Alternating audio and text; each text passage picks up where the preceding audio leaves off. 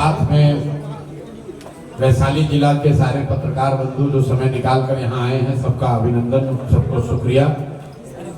जैसा कि अध्यक्ष जी ने बताया, आपको पहले से भी जानकारी है, बिहार बदलाव यात्रा, बिहार में संपूर्ण क्रांति का नारा जो लोक नायक जननायक प्रकाश जी ने आज से 50 साल पहले दिया था, उस नारे, उस आंदोलन के बाद देश के कई हिस्सों में सत्ता भी बदली और व्यवस्था भी बदली। लेकिन जिस आंदोलन का जन्म यहाँ बिहार की धरती से हुआ था, वहाँ ना सत्ता बदला है ना व्यवस्था बदला है, वही स्थिति 30-35 साल से बनी हुई है। वही चिर परिचित चेहरे, अलग अलग दलों का झंडा और बैनर लगाकर वही लोग जीत रहे हैं। पिछले 30-35 साल से सिर्फ 1200 परिवार के लोग ही बिहार के विभिन्न चुने हुए प्रतिनिधि के तौर पर विभिन्न दलों से जीतकर शासन कर रहे हैं। और बिहार की स्थिति जो आज से 50 साल पहले थी, करीब करीब वही स्थिति अभी भी है। आपको सड़क, बिजली, नई बिल्डिंगें दिख रही होंगी, लेकिन आज से 50 साल पहले भी देश का सबसे गरीब और पिछड़ा राज्य बिहार था, और आज भी देश का सबसे गरीब और पिछड़ा राज्य बिहार ही है। तो इसको फिर से जो 2-2.5 बरस से हम लोग प्रयास कर रहे हैं, सिर्फ ये नहीं बता रहे हैं कि बिहार में क्या परेशानी है, बल्कि उस परेशानी से निकलने का रास्ता भी बता रहे हैं, और लोगों को साथ में इकट्ठा करके उस रास्ते पर चलने के लिए एक नया विकल्प भी बनाया है, जिसका नाम जन सुराज है। आज जन सुराज दल के तौर पर मैं आपसे ये साझा कर सकता हूँ विश्वास के साथ कि सक्रियता के नाम पर लोगों में आपस में वाद विवाद हो सकता है, लेकिन दल के संगठन के तौर पर बिहार में जन सुराज सबसे बड़ा दल है। 1 करोड़ लोगों ने इसको मिलकर बनाया था, और उसके बाद करीब करीब हर महीने 2.5 से 3 लाख रुपए, 10 रुपए देकर 2.5 से 3 लाख लोग अपनी प्राथमिक सदस्यता का शुल्क देकर इस दल को ज्वाइन कर रहे हैं। अभी करीब करीब 1.25 करोड़ लोग जन सुराज की इस पूरी व्यवस्था से जुड़े हुए आप हैं आज। और ये आप कह सकते हैं कि बहुत सारे इसमें लोग जो जुड़े हुए हैं वो सक्रिय न हो, लेकिन ये लोग जो जन सुराज के विचार से, प्रयास से जुड़े हैं, इसी का असर है कि आप जब देख रहे हैं कि बिहार बदलाव यात्रा में जो सभाएं हो रही हैं, तो पूरा बिहार हतप्रभ है कि इतने लोग आ कहां से रहे। जितनी भी राजनीतिक व्यवस्था से जुड़े हुए लोग हैं, उनके मन में ये प्रश्न नहीं है कि वोट कौन देगा कौन नहीं देगा। सबसे ज्यादा लोग हतप्रभ इसलिए हैं कि इतने लोग आ कहां से रहे इतनी गर्मी में। तो वो बदलाव की चाहत रखने वाले करोड़ों लोगों की ताकत है, और जन सुराज जैसे नए ताकत का असर कर देखिए। आज मैं बिहार के जितने भी 60 वर्ष से ज्यादा उम्र के वृद्ध लोग हैं, उनको बधाई और शुभकामना देता हूं कि जन सुराज ने पिछले 3 बरस में जो आवाज उठाई है कि इस महंगाई के जमाने में 400 रुपया भीख जो सरकार दे रही थी पेंशन के नाम पर, कम से कम अब आंख उनकी खुली है और उसको 1100 किया है। तो बिहार के सारे वो लोग, वृद्धजन, दिव्यांग, विधवा, जिनको 400 रुपया मिलता था, उनको 1100 मिलेगा। लेकिन मैं आपके माध्यम से बिहार की जनता को बताना चाह रहा हूं कि आपके बदहाली का, परेशानी का जो जन सुराज ने वादा किया है, दौर खत्म होने वाला है। ये जो पेंशन अभी बढ़कर 1100 हुआ है, ये छठ के बाद 2000 हो जाएगा।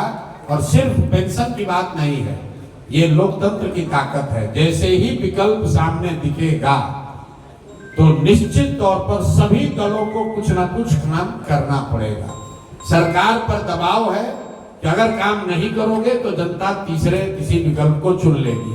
तो जन सुराज को इस बात की खुशी है, चुनाव जब होगा तब होगा, कौन जीतेगा कौन हारेगा, लेकिन ये प्रयास जो है ये ऑलरेडी आज कम से कम 25-30 लाख लोग, हालांकि बिहार में 1.25 करोड़ लोग हैं जो 60 साल से ऊपर के हैं, दिव्यांग हैं या विधवा कैटेगरी में हैं, लेकिन करीब 25 लाख लोगों को ये पेंशन मिलता है। तो उन 25 लाख लोगों के लिए खुशी की बात है कि समाज में सबसे कमजोर और जो गरीब लोग हैं, उनको 400 के बजाय कम से कम 1100 मिलने लगेगा। और जन सुराज में हम सब के द्वारा पिछले 2-3 साल में किए गए प्रयास का ये एक सुखद परिणाम है और ऐसे कई परिणाम आपको सामने दिखेंगे। अब आपका जो सवाल है आप सवाल कर सकते हैं। बहुत बहुत धन्यवाद।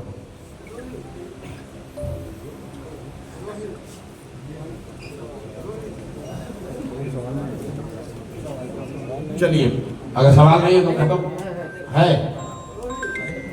सर, दिलीप जायसवाल ने आपके ऊपर आज आरोप लगाया, साइबर थाने के अंदर उन्होंने रिपोर्ट दर्ज कराई है कि प्रशांत किशोर की पार्टी जो है वो फेक आईडी बीजेपी की बना करके और छवि खराब कर रही है। देखिए, ये तो पहले तो ये पुरानी खबर है। मैं तो इंतजार कर रहा हूँ कि किस थाने में दिलीप जायसवाल ने केस किया है, वो थानेदार या उसका एसपी डीएसपी जो भी पदाधिकारी है वो कब हम लोग के पास आएगा। दिलीप जायसवाल को ये भी नहीं पता है, इस बयान के जरिए दिलीप जायसवाल ने अपनी कलई खोल ली। उनको ये भी नहीं पता है कि फेसबुक पेज क्या होता है और फेसबुक ग्रुप क्या होता है। जो बात दिलीप जायसवाल ने कही वो कोई फेसबुक पेज नहीं है, वो फेसबुक ग्रुप है जो दो बीजेपी के लड़के आज से 8 साल पहले से चला रहे हैं। और आप लोग सब डिजिटल मीडिया को समझने वाले लोग हैं। ग्रुप में कोई जाकर कुछ भी लिख सकता है, पहली बात तो इस आदमी को तो इसकी जानकारी नहीं है। हमने उसी दिन कहा कि आपकी सरकार है बिहार में, देश में भी एनडीए भाजपा की सरकार है और दिलीप जायसवाल यहाँ पर भाजपा के अध्यक्ष हैं। बिहार में पूरे देश में जितने भी साइबर के एक्सपर्ट हैं और जितनी दिलीप जायसवाल की ताकत है सब लगाकर जांच करवा लें। अगर एक भी गलती कहीं पाई जाएगी तो हम पूरा ये अभियान ही वापस ले लेंगे। लेकिन उसी बयान में हमने ये भी कहा कि जब दिलीप जायसवाल ने बात छेड़ दी है तो दिलीप जायसवाल को अपने ही सरकार से सही ये भी जांच कराना चाहिए कि जिस कॉलेज को कब्जा करके बैठे हुए हैं, सिखों के माइनॉरिटी स्टेटस का एकमात्र मेडिकल कॉलेज है बिहार में, और उसी कॉलेज में कभी क्लर्क हुआ करते थे। उस कॉलेज में जो उसको बनाने वाले थे सरदार करतार सिंह जी, उनकी संदिग्ध अवस्था में मृत्यु हुई है और ये साहब आज उस कॉलेज को कब्जा करके बैठे हैं। तो वो किस थाने में गए हैं केस करने हम तो नहीं जानते हैं। दिलीप जायसवाल, कोई थानेदार अभी तक आया नहीं है। लेकिन अब दिलीप जायसवाल पहले बताएं कि जिस कॉलेज के तुम मालिक बन के बैठे हुए हो उस कॉलेज पर कब्जा कैसे किए हो ये बताओ। और ये बताओ कि पिछले 25-30 साल में उस कॉलेज से, ध्यान से सुन लीजिए, उस कॉलेज से बिहार के कितने नेताओं के बच्चों ने मेडिकल की डिग्री हासिल की है। इस आदमी का पूरा राजनीतिक कैरियर, ये गलत जगह इन्होंने बटन दबा दिया है। ये समझ रहे हैं कि हमको डरा देंगे। मेरे भाई, अब आप अभी 2-3 दिन के बाद मैं डिटेल प्रेस कॉन्फ्रेंस करने वाला हूँ इस कॉलेज की, इनकी यात्रा पर, ये कैसे उस कॉलेज के मैनेजमेंट कमेटी में घुसे, अपने बहू को जो सिख है उसको उसका इंचार्ज बना दिया है। भाई, उस कॉलेज का मालिक कोई सिख ही हो सकता है। और पिछले 25-30 साल में सरकार चाहे जिस किसी की भी रहे, यहाँ बहुत सारे युवा हैं, इसको चलाइए भैया। मेडिकल में आपके बच्चों का एडमिशन होने के लिए आपको 4 बार 5 बार टेस्ट देना पड़ता है। और ये जो कॉलेज है जो इनके अध्यक्षता में, इनके मार्गदर्शन में चल रहा है, इसमें बिहार से के कितने नेताओं के बच्चों ने, उनके भांजों ने, उनके भतीजों ने, उनके भाइयों ने मेडिकल की डिग्री हासिल की है। ये रिकॉर्ड दिलीप जायसवाल को जारी करना चाहिए। नहीं करेंगे तो हम जारी करेंगे। कि आप देखिएगा कि कोई नेता किसी दल का बचेगा नहीं। कम से कम 50 से ज्यादा नेताओं को, ध्यान रखिए, 50 से ज्यादा अलग अलग दल के नेताओं ने अपने परिवार के से जुड़े हुए लोगों को उस मेडिकल कॉलेज के माध्यम से डॉक्टरेट की डिग्री, मेडिकल की डिग्री दिलवाई है। और दिलीप जायसवाल का पूरा राजनीति इसी पर है। अब आप लोग जाकर पूछ लीजिएगा कि प्रशांत किशोर ने आरोप लगाया है, जो दम है वो कर लो। और इससे पहले एक और नेता थे, सर्वदलीय नेता, इनका नया नाम रखे हैं, इसका नाम है सर्वदलीय नेता। आप लोग, हम लोग सुनते हैं नेता लोग दल बदलता है, तो अशोक चौधरी ने उसका एक स्टेप आगे का रास्ता निकाल लिया। ये कहा दल क्यों बदले, सब दल में एक एक आदमी को रख दो, दल बदलने की जरूरत नहीं है। बाबूजी कांग्रेस में, बेटा जदयू में, बेटी लोजपा में, दामाद खुदे से कहे कि आरएसएस भाजपा में, तो भाई कोई दल बचा नहीं। हमने कहा है आरजेडी बचा, उसमें भी परिवार का कोई रख दो कि कोई भी जनता कहीं वोट दे तुम ही रहोगे। तो ये 3 को जो नेता है, ये दिलीप जायसवाल भाजपा का यहाँ अध्यक्ष, ये बताएं कि मेडिकल कॉलेज जिसके ये मालिक मुखिया बने हैं, किस आधार पर वहां पहुंचे, करतार सिंह जी के साथ क्या हुआ, और उस मेडिकल कॉलेज में पिछले 25-30 सालों में कितने बिहार के नेताओं के परिवार से जुड़े हुए लोगों को मेडिकल की डिग्री दी गई। दूसरा, ये सर्वदलीय नेता अशोक चौधरी, ऑलरेडी मैंने कहा है कि इस आदमी पूरा बिहार जानता है कि इन्होंने टिकट खरीदा है और ये मानहानि का मुकदमा किया है, तो यहाँ से लेकर सुप्रीम कोर्ट तक लड़ाएंगे। आजकल भागे भागे फिर रहे हैं। और तीसरा एक है मंगल पांडे, जिनके कालखंड में पूरे बिहार में स्वास्थ्य व्यवस्था में खाली अमंगल ही हो रहा है। कोविड के बोला कि हमारा मंगल काल चल रहा है, हम बोल मंगल काल उसका खुद का चल रहा है। पूरे बिहार के लोगों का अमंगल काल चल रहा है। कोविड के जमाने में क्यों बोल रहा है समझ लीजिए, तीनों को क्यों चिन्हित किया है। ये दिलीप जायसवाल अभी राजस्व मंत्री थे, ये जो जितना लैंड का डिजिटाइजेशन हुआ है, सीओ बीडीओ के ऑफिस में जो भ्रष्टाचार फैला है, ये पैसा कौन ले रहा है भाई? सब आदमी कह रहा है बिहार में बहुत भ्रष्टाचार है, तो पैसा जा कहाँ रहा है? ये पैसा जा रहा है नीतीश कुमार के उगाही मंत्रियों के पास। ये 3, 4, 5 जो मंत्री है, यही सब लूट रहा है अफसरों के जरिए, व्यवस्था के जरिए। और प्रशांत किशोर जनसुराज इन लोगों से डरने वाले नहीं है। केस करना है केस करो, आके मैदान में चुनाव लड़ना है चुनाव लड़ो, कोई डरने की बात नहीं है। इनके मुखिया पर नीतीश कुमार को के बारे में मैंने कहा है कि भाई आदमी मानसिक तौर पर अस्वस्थ हो गए हैं, इससे बड़ा तो कोई मानहानि नहीं होगा। हम कह रहे हैं कि मानसिक तौर पर आप स्वस्थ नहीं है, भैया आपको तो पहले जाकर आप पर मानहानि करना चाहिए, केस करना चाहिए कि प्रशांत किशोर गलत बोल रहे हैं, नीतीश कुमार मानसिक तौर पर स्वस्थ है, प्रशांत किशोर गलत इल्जाम लगा रहे हैं। हम आपको कह रहे हैं कि बिल्कुल दावे के साथ कह रहे हैं कि नीतीश कुमार मानसिक तौर पर स्वस्थ नहीं है। अगर हम बात गलत कर रहे हैं तो किसी मेडिकल बोर्ड को बैठाकर जांच करा लीजिए। अगर उससे भी नहीं भरोसा है तो थाने में केस कर दो, उससे भी नहीं भरोसा है तो जाकर कोर्ट में केस कर दो। हम डरने वाले नहीं है। सही बात, सत्य को कोई डरने की जरूरत नहीं है। इनका पोल खुलने ही वाला है और जनता रोज देख रही है। इन लोग का आखिरी समय आ गया है राजनीतिक तौर पर, अब इनका किनारा करने का टाइम हो गया है। सर, प्रधानमंत्री जी के साथ मनीष कश्यप और पवन सिंह के बारे में चर्चा है कि आपकी पार्टी ज्वाइन कर रहे हैं, लेकिन आप जो मुद्दे उठा रहे हैं रोजगार की, शिक्षा की, उसकी बात नहीं करते हैं। देखिए, एक बात और कहा है कि आप बिहार का जो डंका है वो अफ्रीका में बिहार का डंका नहीं बोला उन्होंने, कहा कि बिहार के में बने इंजन से अफ्रीका को खींचा जाएगा। बिहार की बात जो है अफ्रीका में भी हो।